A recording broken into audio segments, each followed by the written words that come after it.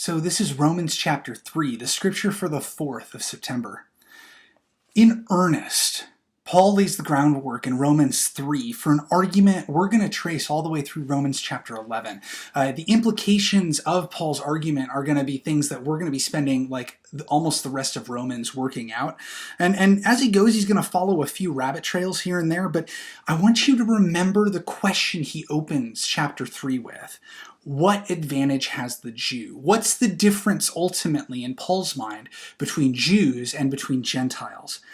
Paul directly answers the question as to what advantage the Jew has, but then he wrestles with those implications throughout this letter.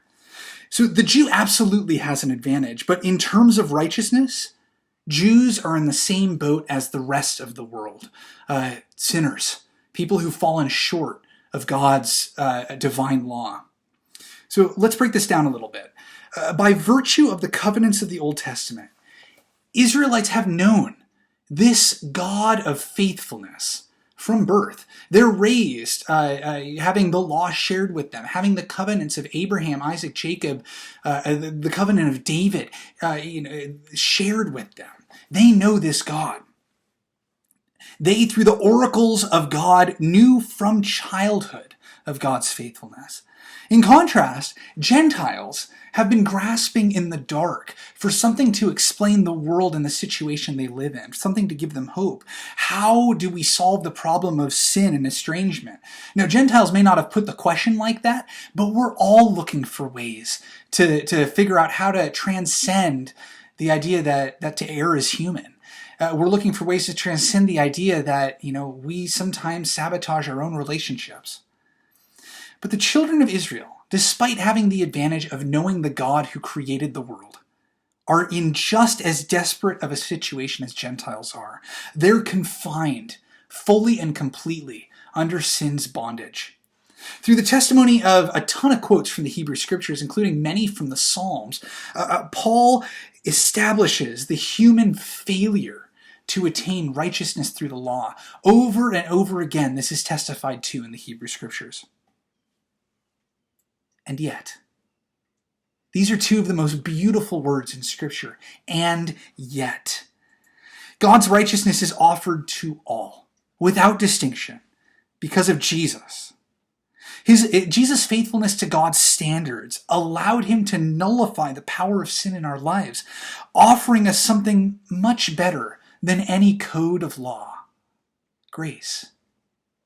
This is how the Jew can have an advantage, yet with respect to righteousness, be fully equal and stand on the same plane with the Gentile. As we hear, the ground at the foot of the cross is level. Through the faithful life of Jesus, all have access to God through faith, not through birth, not through works, but through grace, through faith. This means that bragging about our own merits or comparing our dedication to the God of Israel is, by and large, irrelevant when it comes to salvation. We're not justified by what we do, but by that which God has already done in our lives. Now, to be clear, and Paul's clear about this too, this doesn't give us license to just do whatever we want and neglect God's commands, because if we truly are bound by faith to the work of Jesus Christ, we're going to do our darndest to live and to conform our life according to the pattern of Jesus Christ. As justified sinners, we follow God's law. We just don't look to that for our righteousness. God's already given us righteousness through grace, so to look to anything else would be idolatry, because God's already done it. To look to something else to save us from our sin, to look to something less than Jesus Christ, that's not something we can practice as Christians, because only Jesus Christ gives us true freedom and true liberation from the bondage of sin. I wonder, in your life, what do you value most about the faithfulness of Jesus? That's all for Romans chapter 3. On Monday the 7th, we'll be looking at Romans chapter 4. May God bless you in your reading of Scripture.